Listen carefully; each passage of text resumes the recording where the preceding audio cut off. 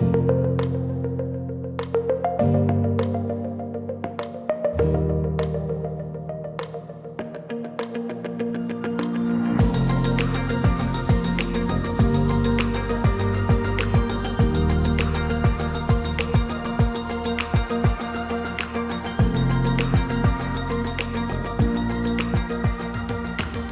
and welcome back to The Path, the podcast from LifestyleRx. As always, I'm Dan, and joining me today is Dr. Brendan Byrne. How are you doing today? I'm good. Glad to be back in the studio. Yeah, it's been a while. We've been busy with things here, but hopefully we're going to get back to this now and have some more regular episodes. So in today's episode, we're starting something a little bit different. So Brendan is starting a series where he's interviewing some patients that have actually gone through the LifestyleRx program. And this episode is the first one of those. So maybe I'll turn it over to you, Brendan, to just introduce this interview a bit. Yeah. So this is going to be a great interview for everybody to listen to, and I think that kind of hearing people's experiences with the program and how they're making change, I think is really inspiring and motivating to help everybody make change. What I was really struck with in this conversation was kind of the idea of the health vision. So we introduced that. Early in the program, we introduced kind of your health vision, your deep personal why, and here you can you can hear kind of this really kind of how important that can be and instrumental in terms of starting down the path. And so very very very interesting interview, and it's one of the things I've been thinking about a little bit lately. Is the role of identity in habits, right? And so there's a kind of an interesting concept that your identity could be considered kind of the collection of your habits, and that's probably what your real identity is. But you also lead with identity, and so sometimes you have an identity that you just don't do things because that's not the type of person you are. One of the epiphanies I've had recently, kind of when we've been re-recording some of the material, is in week 10, we talk about habits. Mm-hmm. And when we have good things, and when we do the right things and we do, feel really good. So, we make a great meal and it's super healthy and we feel great afterwards. We often don't catch ourselves in that moment and say like, wow, I'm an amazing, healthy person. And I'm such an awesome cook. And, that's not natural for us, right? We don't link these good things to our habit. But think what happens when you slip and you end up we're in one of our groups the other day. We're talking about you end up going for the Slurpee and you feel terrible afterwards, but you kind of like the Slurpee and and then you start going down that rabbit hole of I can't do this, I never can do this, and so often when we have kind of these when we kind of slip, we beat ourselves up by using identity to say like this is impossible. So my big epiphany with this was, boy, if we could resist when things are going wrong, identifying with them, but flip it around so that when things are going well, we identify with them, and then be very intentional around our identity and health vision. I think that'll really help. And so maybe as people listen to this and listen to this interview, think about that a little bit and think about kind of the power of a health vision. Awesome. All right. Looking forward to it. We'll play the interview now and talk to you again afterwards. Enjoy. So welcome, Lorraine. It's so nice to have you here and, agreeing to answer a few questions just around your journey. And so maybe just, describe what, how you came to LifestyleRx and kind of what your journey was and how that has gone for you. Yeah, thank you so much for having me. And I really appreciate this program more than you know. I think in order to really tell my story of getting involved with LifestyleRx kind of goes back to a really young age, because sometimes when we get diagnosed with chronic disease, I do feel that I wouldn't be where I was if I had been conscious of all of the things that got me there in the first place. From a young age, I didn't have the greatest relationship with my father, which caused me to become a fixer, a people pleaser, a workaholic. And I think, I always felt I needed to be really financially independent in case I ever felt unsafe or abandoned, that I could look after myself. So I took that lifestyle on. My identity was I was a very successful business person who gave back to everybody in my community, my family, anybody who needed me. And when I put myself into schedule, if something came up, that just got put aside. So I was always running at a high state of readiness, alertness, stress, lack of sleep, and that's how I was living my life. And so I started to gain weight, and I would say probably around 2014, 15. I forget exactly when I ended up on blood pressure medication. And to me, that was just normal. I normalized that. And I continued on that path. And in 2019, I was in Sahara Desert, doing a hike for charity, raising money for women that were unsafe in abusive relationships and their children. And ironic, there was a picture on the back of my shirt that said safety, hope, and healing. And those didn't land until recent. And I wasn't feeling well at the end. I did 105K. And this doctor that was with us from England, I said, I don't feel well. I'm really heavy in my chest. And she made a decision to get me out of there. And we went all the way to International Hospital in Marrakesh. And I had an 80 and 85% blockage in my two main arteries. Wow.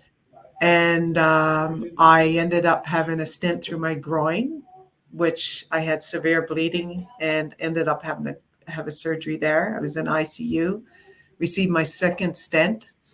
And that self-critic piece, like, you're so stupid, and why have you gotten there? What's going on? Like, oh my gosh.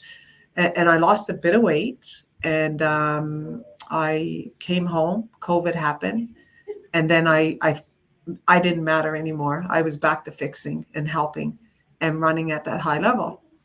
And between 2020 and 2023, I ended up with a thyroid issue. I had a fatty liver, my gallbladder out. I had a tooth implant, sleep apnea. Because I feel chronic disease, what I realize, if you have one, often you have more than one.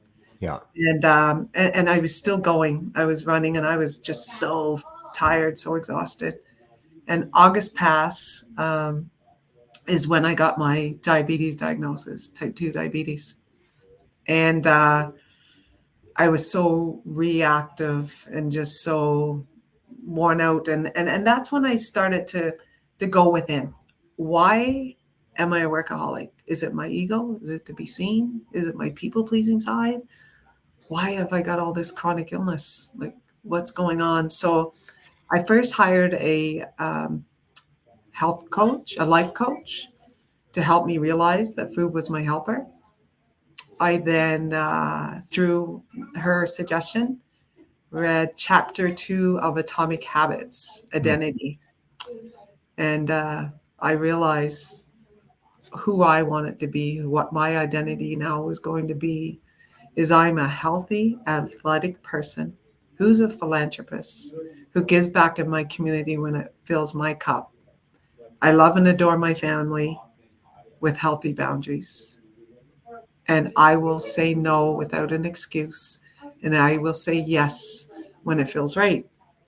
So I found LifestyleRx as I was Googling and looking for things while I was waiting to get involved in this diabetic education program or session. And I was so excited about it. All of the information that I received, and the cardiologist that was part of our program, and the dietitian and other like-minded people who wanted to put this disease into remission, was so incredibly motivating and powerful for me. For the first time, I felt hope. I really felt hope. And without hope, what do we have? And I went to my diabetic education program because my new identity, I wanted to fill the spaces with things that were going to help me be that person of good health and wellness. And there was a conversation about more medication and this chronic disease. And I said, well, you can put that in remission. It's like, well, with bariatric surgery, you can put it, but otherwise, no. And I was so deflated by that, and thought, wow, And I was starting to have success at this point, and I left there, and I wondered, and I still to this day I wonder about those people that left, feeling this leader was, giving them the right answers and going home to their corners of the world, and how are they dealing with it? Yeah.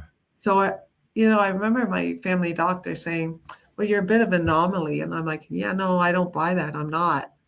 Because we all need that peer support, and we all know that accountability. And I do all feel we can do this.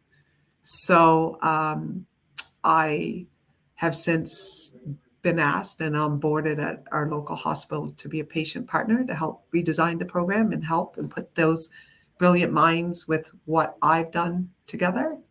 And through this 12-week incredible program that I would suggest every diabetic be part of for the lifestyle without the pill pushing. And I'm not saying anybody's pushing pills, but if we can go in and internalize and not allow those exterior, that social expectation or what other people put on us to really land, we can do this. We can be in this beautiful place of wellness, like the blue zone of our communities. I started out with an 8.8 A1C down to a 5.9 to a 5.5.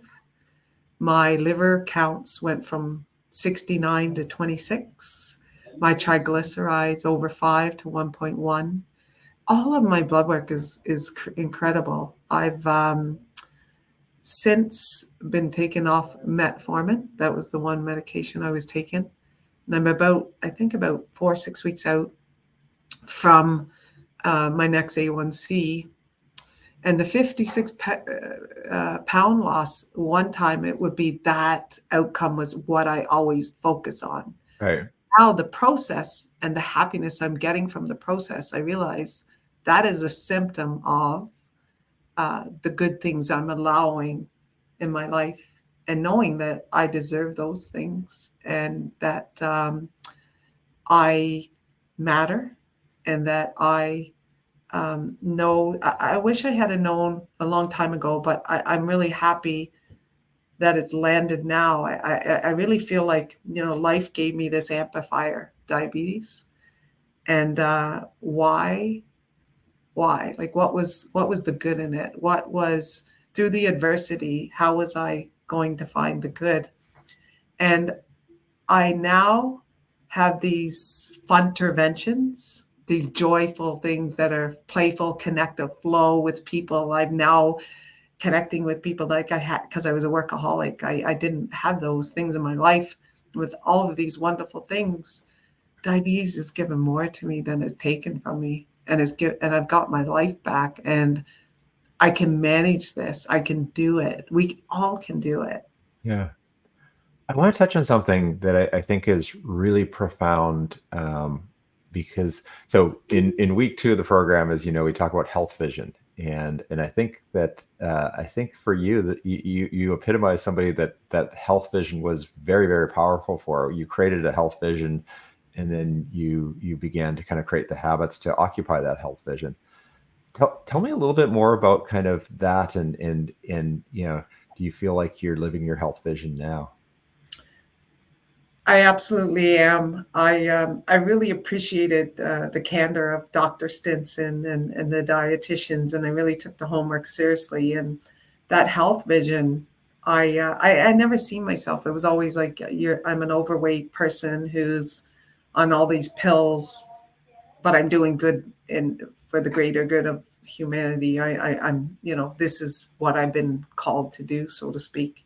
But when I realized that I don't have to be number one at everything I do or try to be number one and stress myself out. I don't have to, I can go to the quiet spaces. And this part of the health vision was exactly that, being mindful. Like part of my vision was, okay, the mindfulness, taking those walks in nature and just being and not doing, and exercising and seeing the blood on my continual glucose monitor, my blood sugars go down, and just allowing myself to be in the moment, I think was really powerful. And knowing that I wasn't weighing myself every day, that was a part of my health vision, was that the weight didn't matter. That was going to be a side effect. And knowing, I visualize what this healthy food, like my, the fermented and fibers, those things we learned about in Lifestyle RX, and the proteins, and I can visualize all these great things that are happening inside of my body.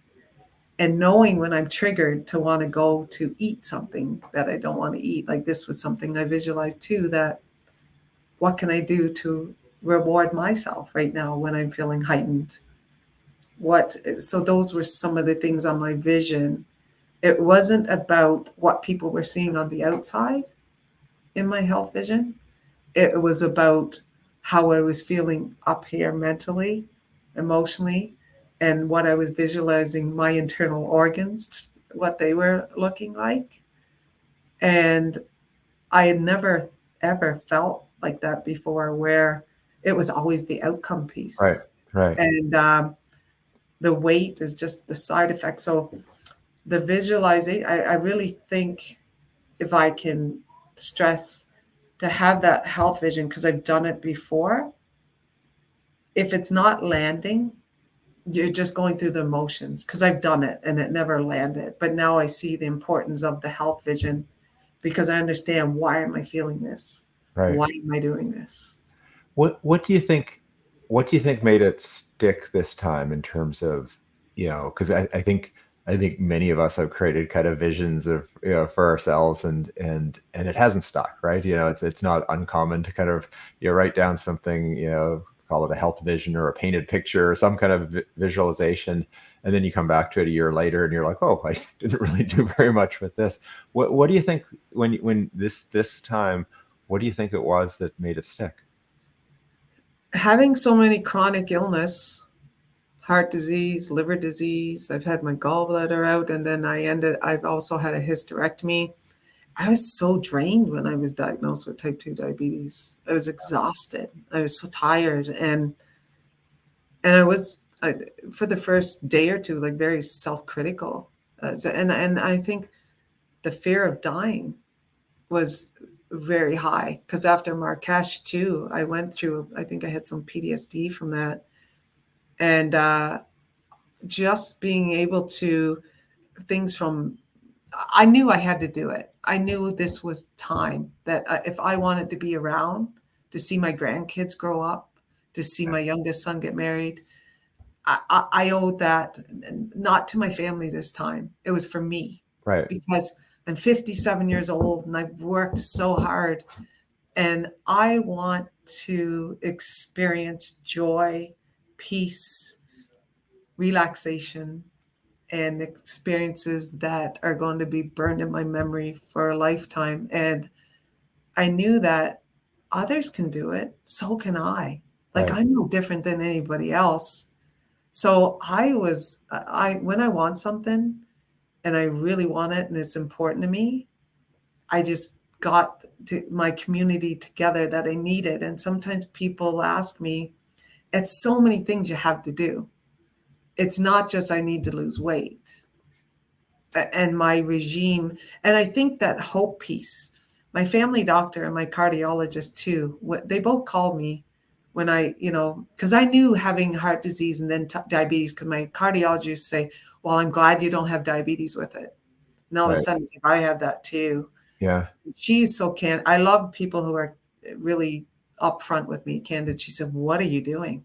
When she called, and they both gave me this hope. And I thought, sit and take some time and space to really figure out every piece of what caused you to be a person of chronic disease, and try to piece it together like a puzzle and get past that. And I do feel, because I put so much work into it, I realized, okay, well, I can eat well. You need to prepare in advance. You need to be organized, right? Yeah. I can exercise. I can delegate things out to other people. I don't have to be the face of everything, right? I don't need to be a micromanager. I don't need to be a fixer. I can let go of what I can't control. One thing too, I started, my connections were huge because I have this beautiful community of folks that lift me, that celebrate me. I had this group with me as I spoke last night, and I felt so blessed that this incredible group were with me. And I know that I got this. And I think it's one big piece is those triggers, and then being curious and sitting with it and understanding why I was acting on these unhealthy behaviors to get me so sick. And Yeah. part of it is self-love, self-worth, and knowing I matter and I am seen, and I don't need to be exceptional at everything to be seen. So, you touched on something that that when I run my groups, I try to express, and it's a little bit paradoxical in our program, because obviously the weight loss is certainly central to reversing the insulin resistance. You've got to get that fat off the liver. Yet the scale is a horrible judge and jury, and so it's understanding that will happen in time if you do the right things and keep working at it, especially kind of with the team around you. You really touched on that, right? It just that for this time around, you didn't let the scale be the outcome. You focused on the process. Maybe kind of in your own words, kind of how would you express that to people starting the program in terms of like what to focus on when you start the program? One little piece at a time. Don't look at the whole big picture. Celebrate the small things. It's that 1%. Just make the change. You can't do it all overnight. Rome wasn't built in a day. Be patient. Be gentle with yourself. Be kind to yourself. And really, sometimes just get it all out of your head on paper in what it is you're feeling. Because I was impatient with it in the past. I wanted it all now. And the way I talk to myself, I think, is huge when we're getting started. And the biggest thing, there is hope. It can be done. We can get there. And I think, don't get ahead of yourself. Don't get on the scales every day. I seen a gal this morning walking as I was driving into work, and I know the family, and I noticed like she's gotten fairly large, and she was walking to her car, and not a judgment piece by no means, just an empathy piece, and a thing that made me think.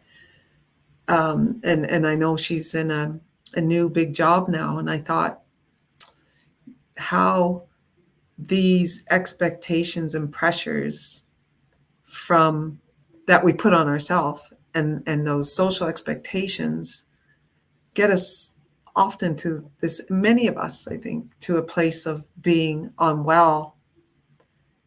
And I think if you could really do the deep dive to find out why you got there in the first place, that will help get you through the triggers of overeating and eating processed food.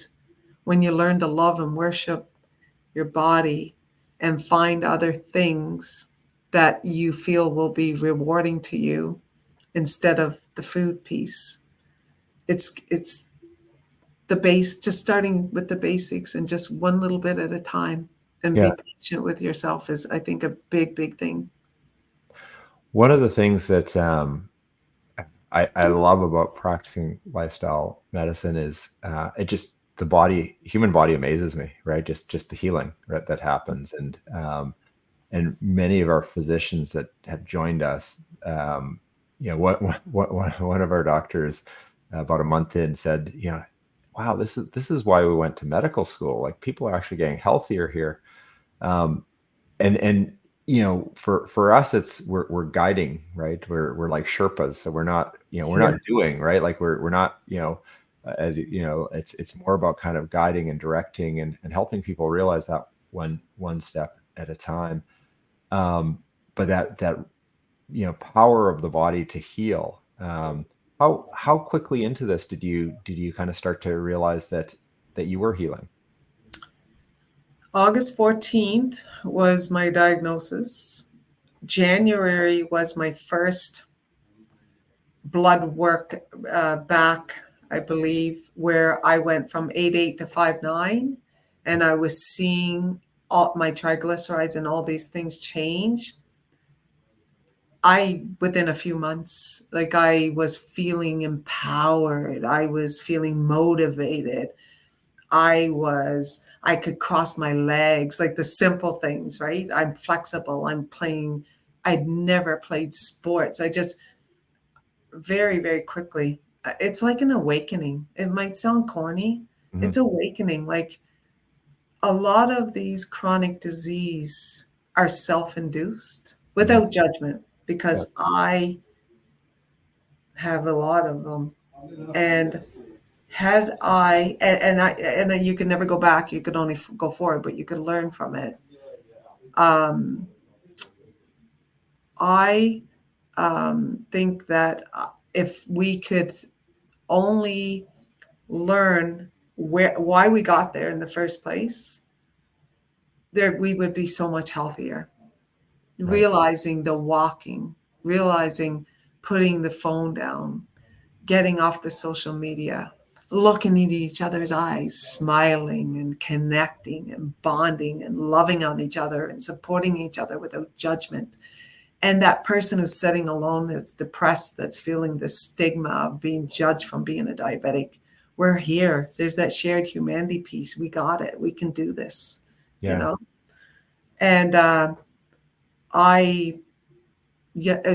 very short period of time, but without LifestyleRx, that was a massive piece for me. I was ready, but that was a massive piece for me. And I think these peer support groups that I feel need to be ongoing after the program, I'd love to be this part of the change, because diabetes is like a tsunami. It's Right. going to be, and if we can just share and feel brave to know that others are there to support, we will see this. And what you do, I just absolutely appreciate and adore lifestyle medicine, because I before was the same, like, oh, a pill will fix me. Mhm. No, it won't. You got to get fixed on the inside. I just recently started these events, Nourish Your Mind, all around this wellness. I had even a breathwork facilitator and nutritionist, and someone who was 10 years sober from alcohol, and a psychotherapist. And I started those so that people could start talking, and even this little ripple effect that it had, like some people getting help now. We need to spend more time of why. Why are we here? Mhm. Why did we get here? Why are the alcohol addiction problems, or the drugs, or I'm a food addict, and I said that night I was a food addict, right? And you got to figure out why the pain. Why did you get here to have all of these diseases come for you? If you were, you bumped into somebody, on the street that you knew and learned that they had diabetes, what would your advice be to them at that point in time? That you can do this, that we can put this in remission. There's hope.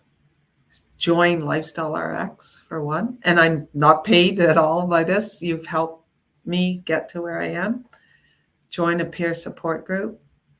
Be part of something with like-minded people that you can start the process and get better. And I understand not everybody's going to get off of medication, but you can at least help prolong and live this beautiful quality of life and follow the process and find the happiness in that and not the outcome. That would be part of my. How compare how you feel now to how you felt kind of in August prior to your diagnosis, like just day to day, how do you feel? Yeah, very energetic. I get out of bed with great energy. I'm excited. My mindset, I'm very positive. I'm not reactive. I'm processing and responding and not reacting. I'm exercising. I do Pilates as well. That is one of the things I started, which I really enjoy. I don't get sad or depressed from my diabetes. I actually celebrate it. Oddly enough, not everybody, that won't land with everybody, but diabetes allowed me to find my strengths and weaknesses and to work on the things that will help me be the best version of me.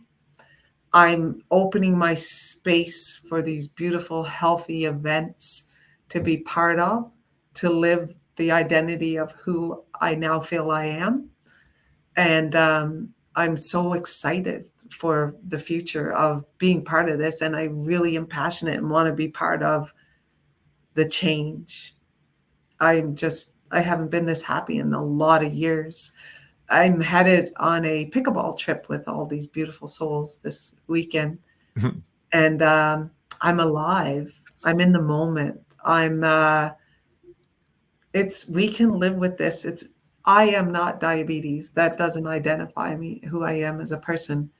It's part of my story, but it's a part of my story that helped me get to this beautiful place that I'm now living in. I'm happy.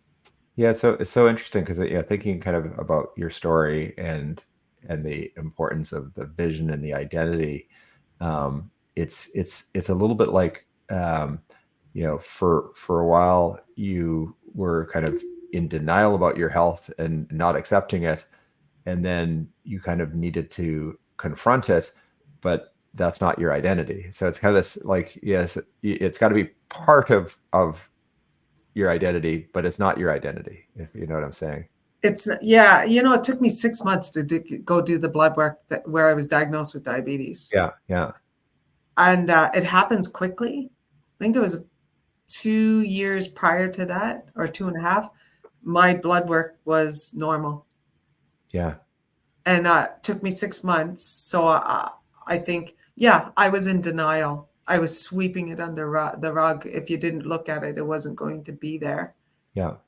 And life's beautiful when you really can go within and not also your ego. The ego can be good for us, and it could also put us in a place of sickness.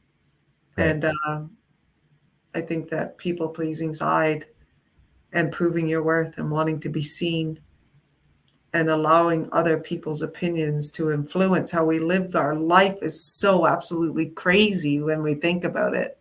But so many of us do it. I was living the life that I felt others wanted to see. Yeah. To feel I was worthy. And that's huge. That to be able to have that realization. It's not just, okay, here you have to do this, eat this, bring your A1C down, cut out the salt, stop eating the processed food. If you don't deal with what's going on inside, it will come back to you. Right. Those foods you're going to be, and you can't be doing this out of fear. Like when you're, or outcome, it's got to be, you got to peel all those layers away to get here. And I think we need more lifestyle medicine doctors in Canada. Yeah. Where it's this stuff. Yeah, no, and it's what's fabulous kind of with getting to do what I get to do is there are a lot of doctors who want to practice this way. The challenge is figuring out how to be able to practice this way, just because obviously in this program, we rely a lot on the digital side to make it efficient, right? So, you do your homework on your own, kind of with the videos and the exercises and things, versus attending lectures and so on. But yeah, I think there are a lot of doctors that realize that, the chronic disease that we see in our society is more a reflection of our overall kind of societal behaviors, right? In terms of, like the food supply and kind of how we, exercise, or how active we are, the levels of stress, like you talked about, Mm. chronic, lack of sleep and these things. And then the social isolation that, despite all of our technology to connect, we're often more isolated than before. So there's a lot of forces against us. But Lorraine, I think your story is so inspiring, and I feel like, you know I feel like just the fact that we can share this, I really appreciate, because I think it inspires people, just to realize that there is hope, and I think you really summed it up well in terms of kind of the small steps, one thing at a time. We call it better, not perfect. Yes. Just trying to if you're making a better choice, no matter how small, it's better, and don't get caught up in that whole picture. Before we kind of finish up here, is there anything else that you would like to share or communicate? Just my gratitude to you for what you do. And I do have a friend here that is a doctor that studied in the States lifestyle medicine, and I understand. I don't know a lot. I'm not a doctor, but just the system here, how things are stacked up against you to practice that as opposed to regular family medicine. And I see the importance in it. And I really, and they actually, I had that conversation a while ago. This person's actually going out to be a lifestyle medicine doctor on May 1st in Nice. our community. Yeah, and they're the breadwinner of the family. That's huge, right? Yeah. So the selflessness that you and people like this friend of mine are doing for our community, for fellow Canadians, for the world, that you don't know what you don't know. And if we had more people like you and like those, it can be done.